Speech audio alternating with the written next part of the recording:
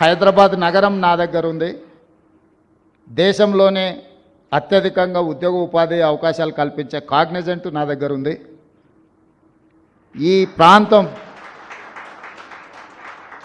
పక్క రాష్ట్రాలతో పోటీ పడే ఆలోచన నుంచి ప్రపంచంతో పోటీ పడడానికి ఎప్పుడో మా ఆలోచనను మేము విస్తరించుకున్నాము. ప్రపంచం అవసరాలు తీర్చడానికి ఈరోజు మేము 4th సిటీని ఒక ఫ్యూచర్ సిటీగా మేము డిజైన్ చేస్తున్నాము.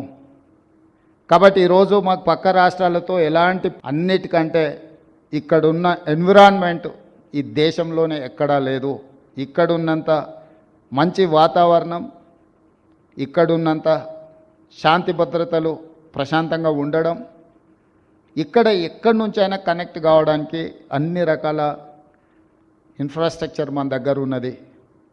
కాబట్టి ఈరోజు నేను మీ ద్వారా ఈ యుఎస్ అండ్ సౌత్ కొరియాలో మేము కలిసిన ప్రతినిధులనే కాదు, కలవాలనుకుంటున్న ప్రతినిధులకు కూడా నా సూచన ఒకటే: రండి, తెలంగాణ రాష్ట్రంలో పెట్టుబడులు పెట్టండి.